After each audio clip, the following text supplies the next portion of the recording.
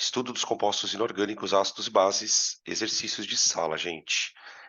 Os primeiros exercícios, eles vão falar um pouquinho da teoria eletrolítica, o que que é eletrólito, não eletrólito, e depois a gente entra mesmo na parte de ácidos e bases, tá bem? Vamos lá. Aqui. Questão número 1. Ele vai fazer uma descrição aqui do estado físico das substâncias, né? Então ele fala aqui, ó, em condições ambientes, que a gente chama de, o que que é uma condição ambiente? 25 graus e 1 atm. Inclusive a gente falou sobre isso na aula de gases, né? Em condições ambientes, o cloreto de sódio, NaCl, é sólido. E o cloreto de hidrogênio, o HCl, é um gás. Aqui um parênteses, né? Para o fato curioso dele ter usado a expressão cloreto de hidrogênio. Ele não falou ácido clorídrico, tá? Só um comentáriozinho. Aí ele fala que elas não conduzem corrente nessas condições, mas podem se tornar eletrólitos em condições experimentais. Identifique a afirmativa a seguir como verdadeira ou falsa e comente. Então vamos lá. A. O NaCl conduz corrente no estado líquido. Sim. Por que que no estado líquido ele conduz corrente? Cuidado que estado líquido, estado líquido não é dissolvido na água. Não. O que que a gente sabe? O estado líquido do sal equivale a uma fusão. Então, ó, vamos escrever assim, ó. No estado líquido, e aí depois a gente mostra um exemplo. No estado líquido,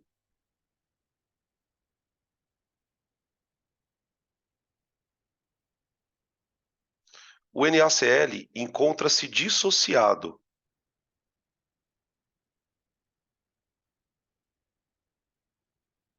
Dissociado.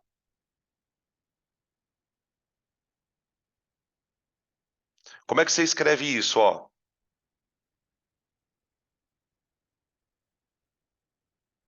Aquece, triângulozinho do aquecimento, dando Na+,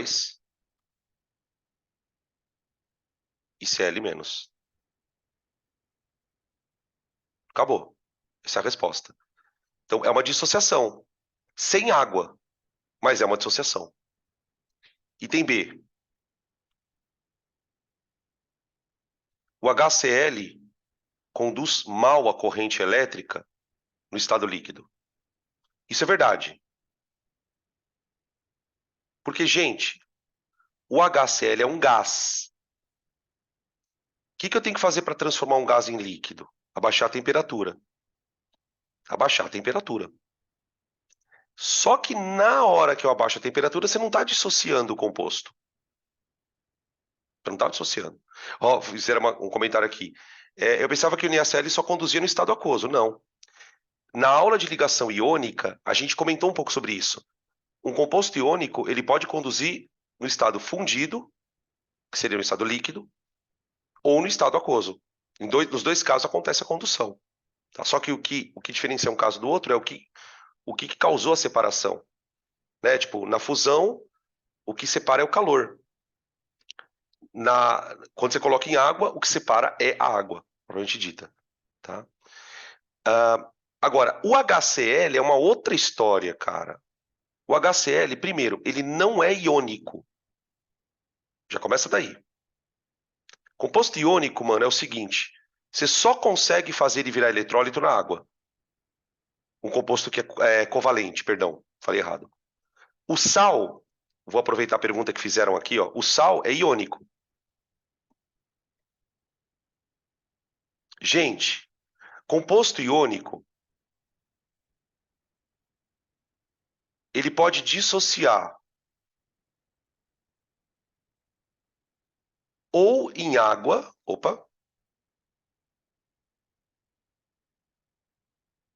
ou por fusão, no estado líquido.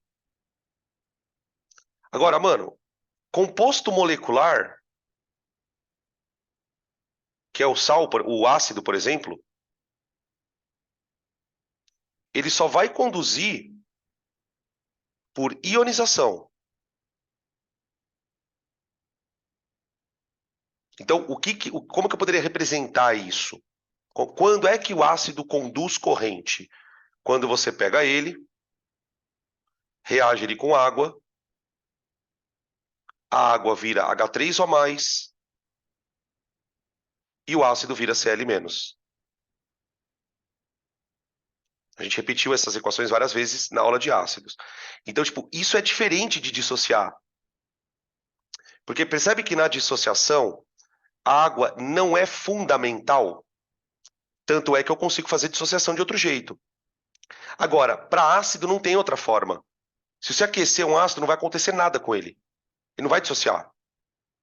Tá? Então, os ácidos precisam da água. Os sais fazem isso na água, mas também fazem em ambiente de quantidade de calor alta, né? Tipo, fundido. Olha lá. C. Tanto o NaCl como o HCl são eletrólitos. Sim. Sim. Aí eu poderia fazer um comentário que é: o NaCl ele sofre dissociação, certo? Que seria NaCl sólido em água, dando Na e Cl-. Ah, gente, eu preciso fazer uma correção aqui. Eu cometi um erro. Aqui não é aquoso, ó. Agora que eu escrevi de novo, eu percebi. Porque eu não estou jogando na água, né?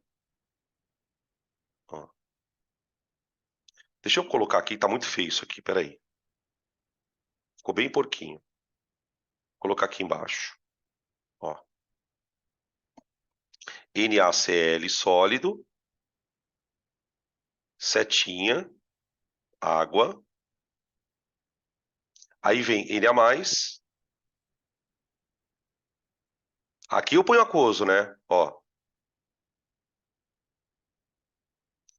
É aqui, ó, que eu estava falando que tem as interações íon-dipolo. Que a gente falou na aula de teoria, lembra? De bases. Tá bom? Tá aí a questão 1, gente. Veja se ficou alguma coisa que vocês gostariam de comentar, alguma pergunta. Se não, já podem tirar o print. Vamos passar para a questão 2. Dan, Oi. você pode repetir quando você falou onde que o ácido se dissocia? Então, ácidos, E, eles não dissociam, eles só ionizam em água. Não tem como não ser na água. Que é essa reação aqui, na verdade, ó. Tipo, ó. Você pode ver que quando eu mostrei para o sal, eu mostrei com a temperatura e com a água. Percebe? Então, por isso que eu falei, ó, ele dissocia com água ou com calor. Agora, para o ácido, não. Se não tiver água, ele não ioniza. Por quê? E aí a gente pode ir até um pouco mais fundo nisso. Por que que eu preciso da água para ionizar? Por quê? Por que que eu preciso tanto da água?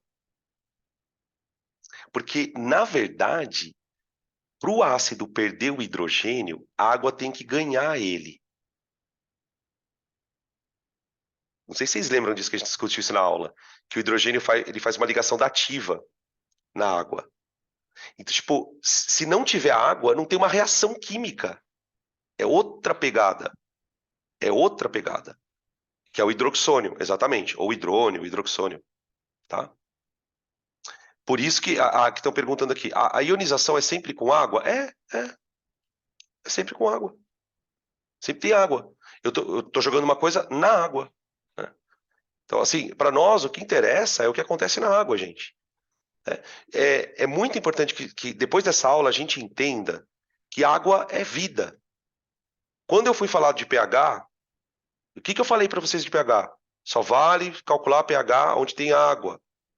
Então, tipo, o que importa é na água. O que acontece na água? Ioniza, dissocia, é ali, tá? É claro que na química, de maneira geral, tem outras ionizações, tipo, que não nos interessam.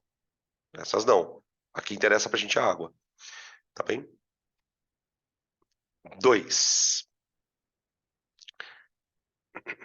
É possível interpretar algumas propriedades das substâncias considerando-se os modelos para as ligações químicas.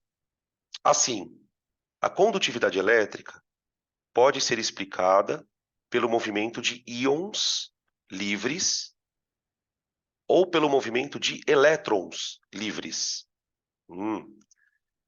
Com base nessa propriedade, julgue os itens a seguir. E nos casos em que houver erro, corrija. A.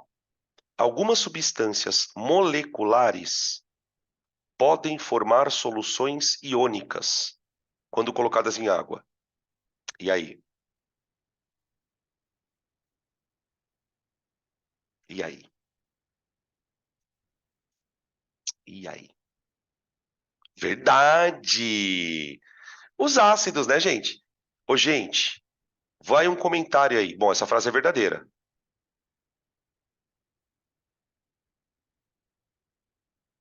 tá? Quais são os exemplos de compostos que ionizam na água, de maneira geral? Eu posso citar os ácidos, eu posso citar a amônia, que é o NH3, só que a amônia, ela vai ionizar virando base. Ela vai virar NH4OH. A gente também já escreveu essa reação, tá? Eu posso aqui dar uma chutada de balde. Por exemplo, quem mais que gosta de ionizar, além de ácidos e bases? Alguns fenóis na orgânica, algumas aminas na orgânica. Então, só para citar alguns exemplos que são famosos, tá? Então, A é verdadeira. B. A condutividade elétrica de materiais no estado sólido permite distinguir um composto iônico, sal de cozinha, por exemplo, de um composto molecular, por exemplo, açúcar. Então, o que ele está dizendo? Imagina que você tem dois sólidos. Um é sal e outro é açúcar. Dá para distinguir os dois pensando em condutividade elétrica? O que vocês acham?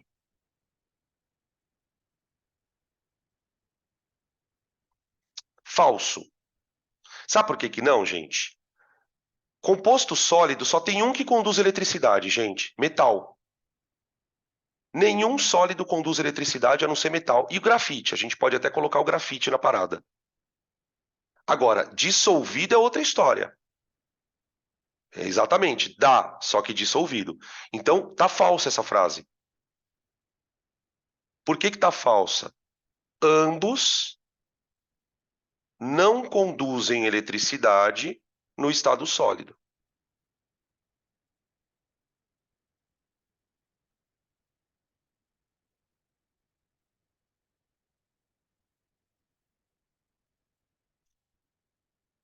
Por exemplo, podia dissolver os dois na água. Aí sim. Aí sim. Porque se eu dissolvo os dois na água, o sal conduz, o açúcar não, tá? Nenhum conduz no sólido. Só metal e grafite. Estão perguntando aqui. Iônico não conduz no sólido? Nenhum conduz, gente. Só metal e grafite. E a gente estudou, né, no caso do grafite, quando a gente teve aula de hibridização, lembra que eu comentei com vocês por que que o carbono, por que que o grafite conduz eletricidade? Por causa da ressonância lá.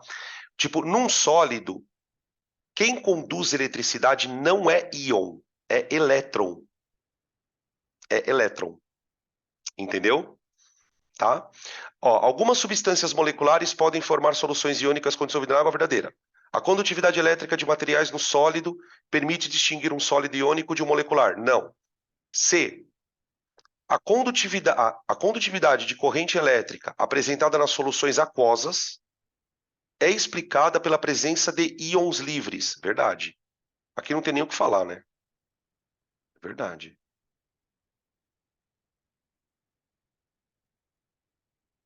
Peraí. Verdadeira. Ai, verdadeira. Tá bom? D. Os compostos iônicos fundidos são bons condutores de corrente elétrica por apresentarem elétrons com liberdade de movimento. Dá uma olhada.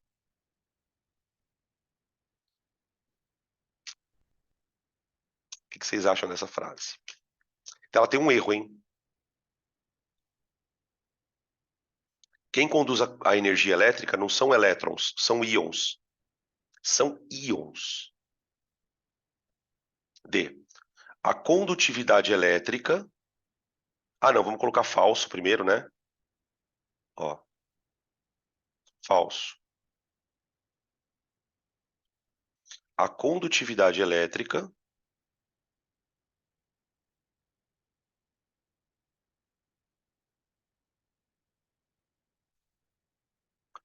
é explicada pela movimentação de íons. Deixa eu fazer um comentário aqui. De íons. Tá? Íon é diferente de elétron.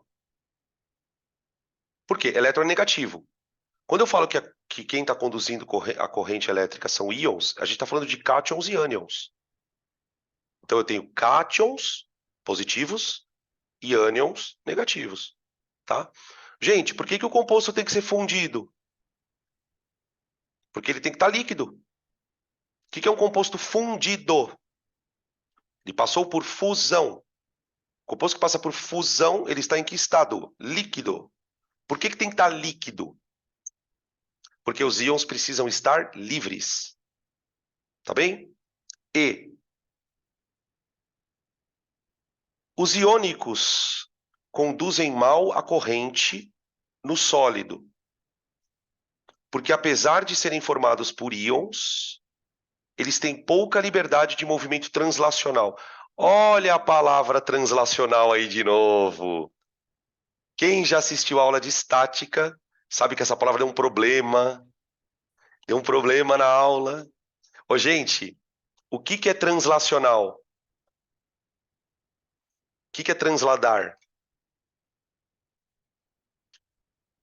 A gente, na aula de estática, definiu transladar e rotacionar, né?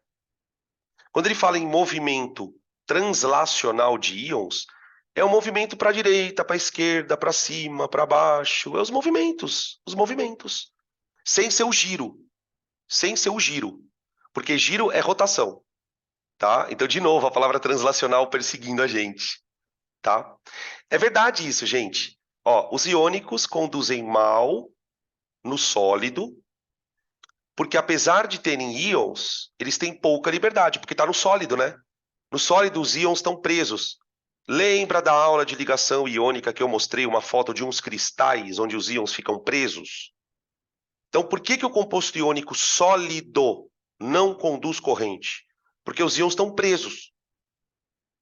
Quando os íons vão para a água, eles se soltam. Aí ocorre a condução. Ou, quando você pega o composto, esquenta, esquenta, esquenta, esquenta, esquenta, ele vira líquido. Fundiu. Os íons estão soltos também. E aí conduz. Tá bem? Então é verdadeiro. Aqui não tem nem o que discutir. É verdadeiro. Tá bom? Vê se ficou alguma dúvida aí. Faltou um acento na amônia. Tal. Isso aqui. Pode tirar print.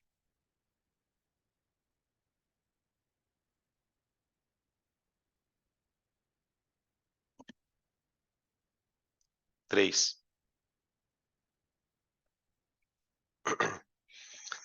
Vamos fazer uma questão de fórmula estrutural. Fórmula estrutural. Ele vai dar uma informação para a gente e a gente vai ter que usar essa informação para montar três fórmulas. Presta bem atenção no texto, tá? A gente vai ter que ler com um pouco de calma, porque tem um monte de coisinhas aqui. Para poder ajudar a gente, eu vou voltar uns slides aqui, uns 39.723 slides, porque a gente fez essa discussão em um momento. Deixa eu voltar aqui, rapidão, antes da gente ler a questão. Deixa eu achar aqui, gente. Nossa senhora, gente, tá lá para trás. Isso que é bom deixar os slides anotado, porque às vezes eu preciso deles. Aqui, ó, aqui, ó. Opa. Oh, Deus. Tava aqui, aqui. Esse slide aqui, ó. Dá uma olhada no que está escrito no atenção. Dá uma olhada no que está escrito no atenção. Nem todo hidrogênio é ionizável. Ainda bem que eu voltei aqui para pôr um acento no hidrogênio. Olha o exemplo que eu dei para vocês. Tá aqui, ó. Esse exercício é um lembrete dessa história. É um lembrete. Tá? A gente, quando vai montar a estrutura de um ácido, vai perceber que existem alguns hidrogênios que são os ionizáveis, que são aqueles que vão sair da molécula, mas que nem todo hidrogênio é ionizável. Por exemplo, no caso que eu coloquei aqui, é um caso muito importante, é o dos ácidos carboxílicos, da orgânica. Tá? Por exemplo, esse aí é o ácido acético. Ele tem 4 hidrogênios, só que ele só ioniza um. Tá? Em geral, como é que você identifica o hidrogênio ionizável? A gente falou sobre isso na aula. O hidrogênio ionizável é o átomo que está ligado ao elemento muito eletronegativo. Então, por exemplo, aqui, ó, eu tenho uma ligação HO, que é o oxigênio, é um elemento muito eletronegativo. Então, isso torna esse hidrogênio ionizável. Para o hidrogênio sair da molécula, é importante que ele esteja num átomo eletronegativo. Então, por exemplo, aqui eu tenho 3 hidrogênios, mas eles não vão sair da molécula, porque eles não têm capacidade para isso. E essa capacidade, ela pode ser associada a ele estar ligado a um átomo que puxa elétron. É tipo, mais ou menos a história é essa, tá bem? Então, toma bastante cuidado com a questão dos ácidos orgânicos, principalmente, tá? Aí, no exercício, vamos voltar lá.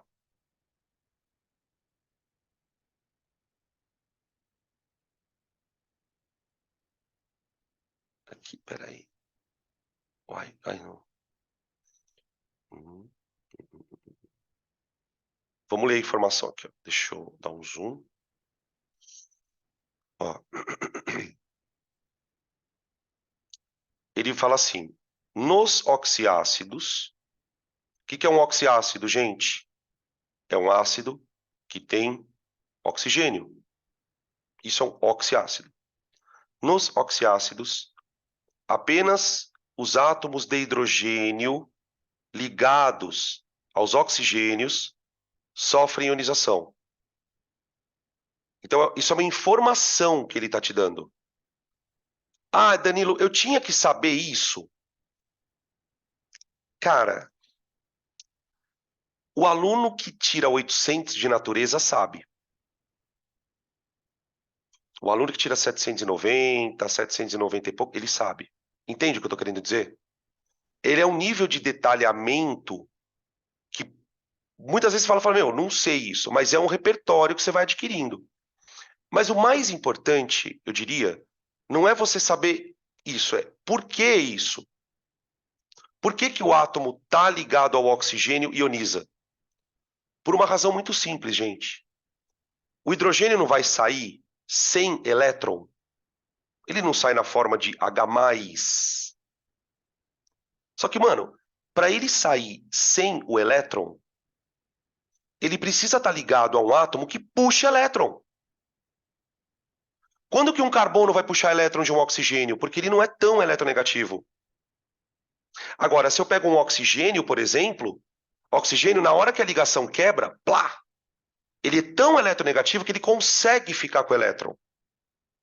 Então, o fato do hidrogênio estar ligado ao oxigênio, por isso que eu falei agora há pouco, o fato do hidrogênio estar ligado ao oxigênio torna ele apto a ionizar. Porque na hora que a ligação quebrar, ele vai deixar o elétron com o oxigênio. Tá? Eu vou mostrar aqui para vocês.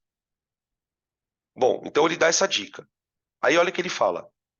Proponha uma estrutura coerente para os ácidos. Proponha uma estrutura coerente.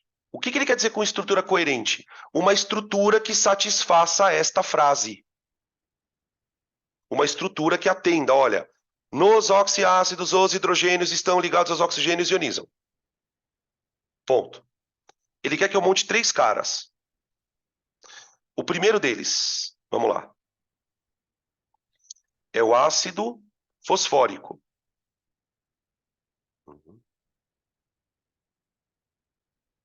Agora, gente, presta atenção aqui. Olha o que ele escreveu aqui, ó. O primeiro é triprótico. Triprótico.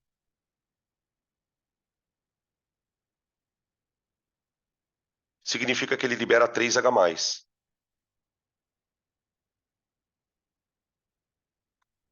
Ou seja, na hora de montar esse ácido, eu tenho que ligar os 3 hidrogênios em oxigênios.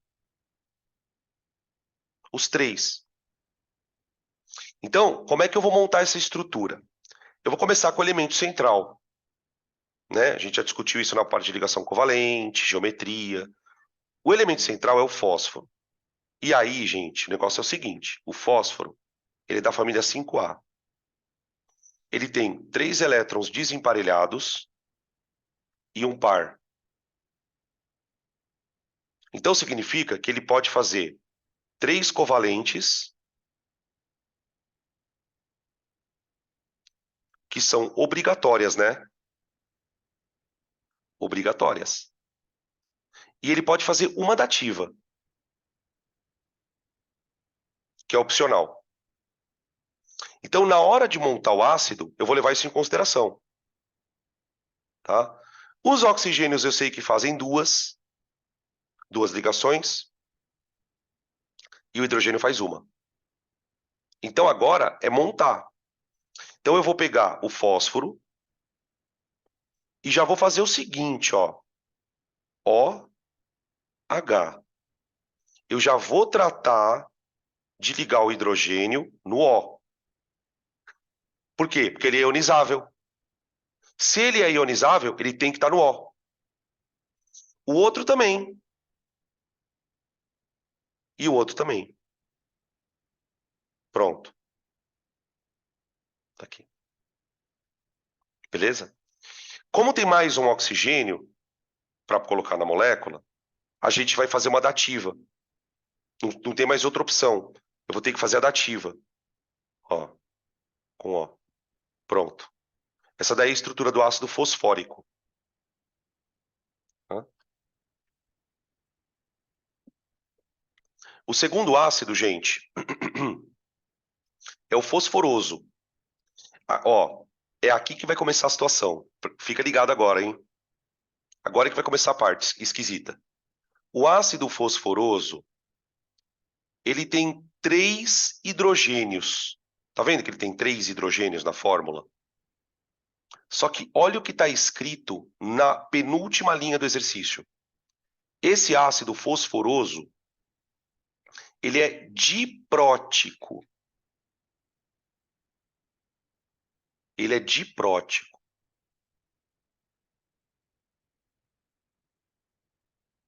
Ou seja, ele só vai liberar 2 hidrogênios. Só que ele tem 3. Bom, se eu tenho que montar uma estrutura coerente, o que isso quer dizer? tem um hidrogênio que não está ligado no O. Tem dois que estão.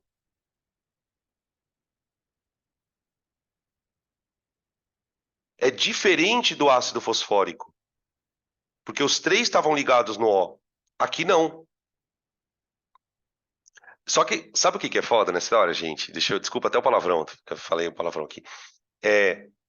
Na fórmula, você não sabe que isso acontece. Você não sabe. Por isso que o que eu estou dizendo que não é uma informação tão simples de você ter.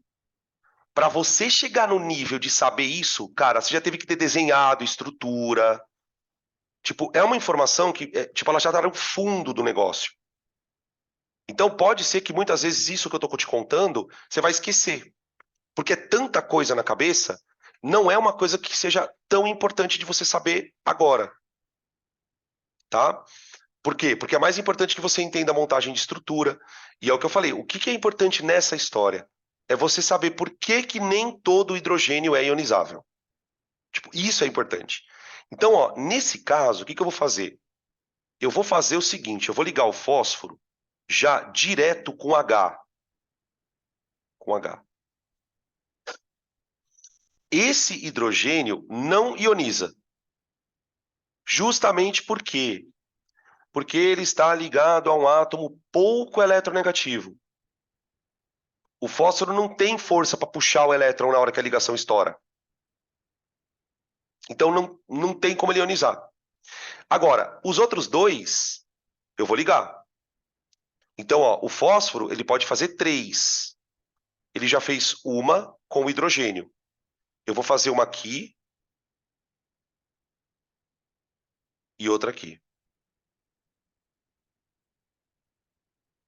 E aí, o terceiro oxigênio, eu ponho numa dativa. Aqui, tá? Vê como é uma estrutura diferente? Tem um hidrogênio aqui, ó. É diferente desse aqui, que os hidrogênios estão para fora, tá vendo?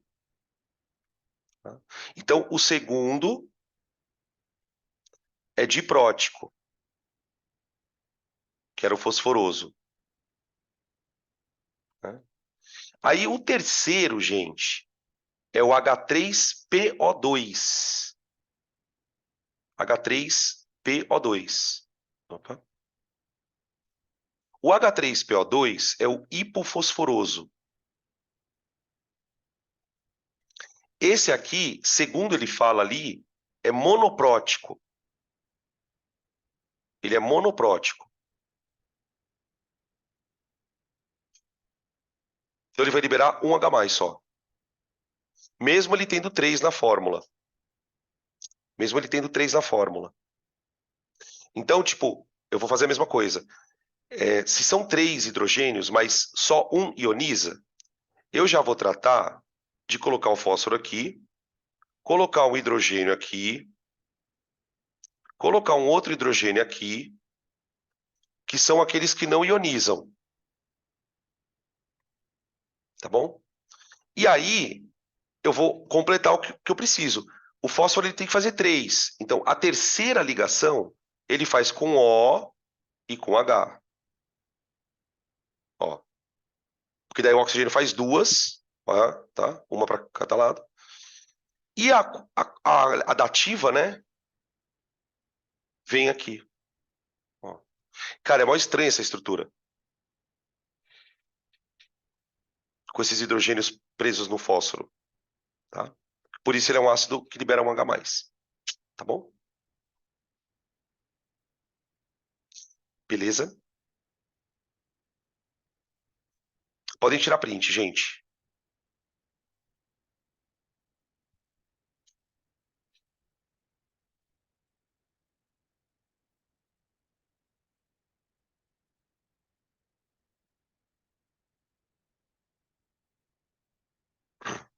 Questão 4.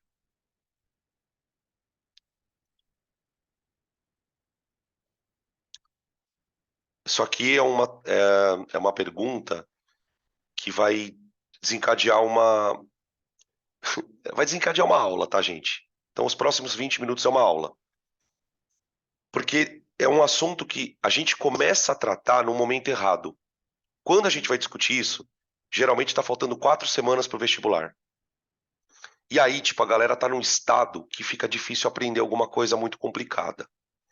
Então, para não entrar nesse processo, a gente vai, de novo, trazer conceitos em doses homeopáticas.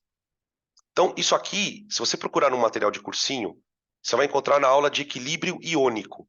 Provavelmente é uma das últimas aulas que você vai ter num cursinho.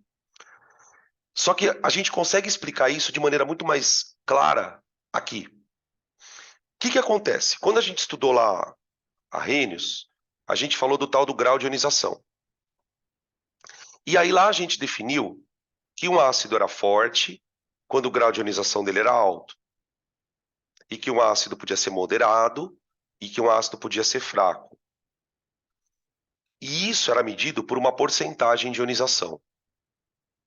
Tá? Que na época lá, isso, sei lá, 3 semanas atrás aí, eu falei, olha, o grau de ionização ele pode ir de 0 até 100%. De 0 até 100%. Na verdade, isso não é bem assim. Tem alguns ácidos que têm grau de ionização tipo 99%, 98%. São ácidos extremamente fortes. Mas uma coisa que é muito curiosa é que não há nenhum ácido com grau de ionização 100%. E é claro que isso só foi descoberto à medida que a gente conseguiu medir coisas no laboratório. Tipo, à medida que você tem aparelhos para detectar a quantidade de íons liberados, tem uma série de técnicas que você consegue medir isso. E o que os químicos meio que tentaram, não conseguiam, estavam meio que batendo cabeça. Por que por mais alto que seja o grau, ele nunca é 100%? Essa discussão é legal por quê? Porque aqui é onde a gente aprende o que é uma reação reversível. Tipo assim, gente, quando a gente vai fazer uma reação química, o que ocorre na verdade? Algumas substâncias se transformam em outras, certo? Isso depende de combinações. No caso de um ácido, como que a coisa funciona? Eu pego uma molécula de ácido, chamar de HX, vou reagir ela com água, certo? O que vai acontecer com o ácido? O hidrogênio está ligado num elemento muito eletronegativo. Na hora que a ligação estoura, ele vem na forma de H+, e é ligado no oxigênio da água. Aí o que acontece? A água, ela vira H dativa, H+. E o elemento X sai feliz da vida, estável. Ele sai com o elétron que era do hidrogênio. Tá? Então isso aqui pode ser um íon cloreto, um íon nitrato, sei lá, enfim. Só que tem uma coisa, gente, que é onde que vem a explicação da história. O hidrogênio, ele saiu do ácido para a água. Quando ele sai do ácido, ele deixa o par de elétron aqui, não deixa? Que é a ligação. E ele foi para a água pegar um par de elétron. Agora eu te pergunto, por que o hidrogênio não poderia voltar para cá? O que impediria o hidrogênio de voltar para cá? Nada. Nada. Ou seja, quando você põe o ácido na água, ele ioniza.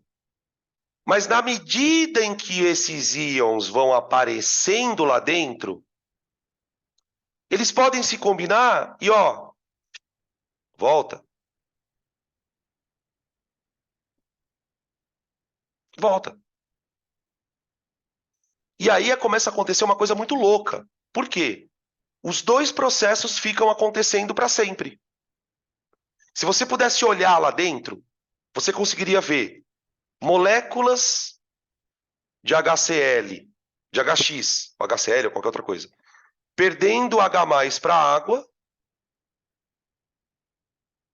e também viria íons H+, perdendo H+ para o X-. Você tem o que a gente vai chamar de reação direta e inversa.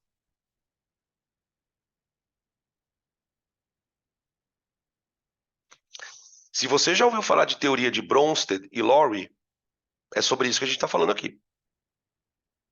Tá? Daí você fala assim, tá, mas Danilo, o que isso explica a pergunta? Gente, por que um ácido não consegue ionizar 100%? Porque sempre ele está voltando a desionizar. Sempre vai ter uma molécula que está sendo produzida. Porque, gente, quando é que uma reação acaba? Vocês conseguem imaginar? Quando que uma reação acaba? Tipo, acabou a reação.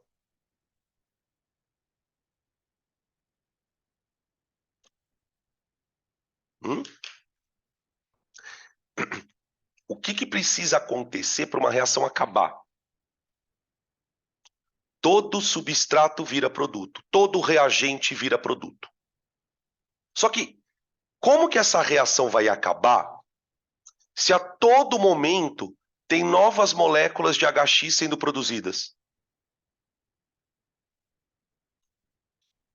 Percebe? Então, na real, por que não existem ácidos com grau de ionização 100%? Resposta para a pergunta. A ionização de ácidos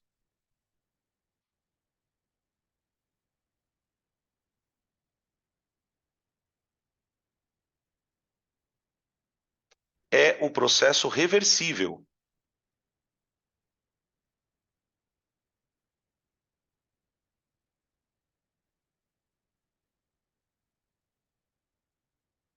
Vírgula. Isto é,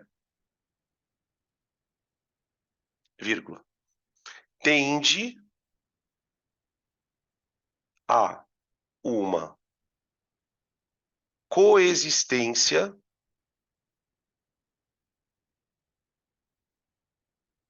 de reagentes e produtos. Acredite em mim, tá, gente? A palavra coexistência é a palavra mais simples que eu consegui pensar. Porque, tipo, para explicar essa coexistência, eu teria que falar de equilíbrio químico, e eu não estou querendo falar isso. Então, eu vou usar a palavra coexistência. Deixa eu só terminar de escrever aqui, aí eu explico. De produtos. Só para deixar claro por que eu estou usando essa palavra esquisita. Porque, assim, como tem duas reações acontecendo, nunca vai ter uma coisa que vai acabar. Você pode falar, vai acabar o reagente? Não, porque sempre tem reação inversa. Ah, mas a reação inversa, ela acaba com o produto, né? Ah, o produto não vai acabar? Não, porque tem a direta. É um loop. É um loop. Aquilo fica ali, tipo, para sempre. Tá? Fizeram uma pergunta aqui. Qualquer tipo de reação é reversível? Não. Não. Não. Tem reação que não é reversível. Quer ver um exemplo de uma que não é? Combustão. A combustão não é reversível. Tá? Tipo, quando a reação é reversível, para você fazer ela ser reversível, né? Você precisa trancar todo mundo no mesmo lugar e não deixar ninguém sair. Tipo, a gente fala que isso acontece em sistemas fechados. Então, por exemplo, quando eu jogo um ácido na água, eu posso considerar que a água é um sistema fechado. As moléculas não têm como sair de lá de dentro. Então ele fica ali, ionizando, desionizando, ionizando. Ô, gente, 99% não, mentira. 100% das reações que acontecem no seu corpo são reversíveis, cara. Graças a isso, a gente consegue emagrecer e engordar. A gente consegue ganhar massa muscular e perder massa muscular. A vantagem de você ter sistemas reversíveis na natureza é que eles podem ser controlados. A natureza é uma quantidade gigantesca de reações reversíveis, todas funcionando em absolutamente harmonia. Tipo, dentro de uma planta, todas as reações são reversíveis. Dentro de uma bactéria, todas as reações são reversíveis, tá? Porque são sisteminhas fechados. Então, tipo, mano, vocês não têm noção de como vocês vão usar isso na parte de bioquímica. Essa história de equilíbrio, tá? Ai, desloca a reação para direita, desloca para esquerda, tá? A gente está querendo entrar nesse terreno. Quando eu falo tudo isso para vocês, né, tipo, ó, reação direta, reação inversa, tipo, a gente está querendo entrar nesse terreno das reações reversíveis, tá? Mas isso é mais lá para frente. Tudo bem? Gente,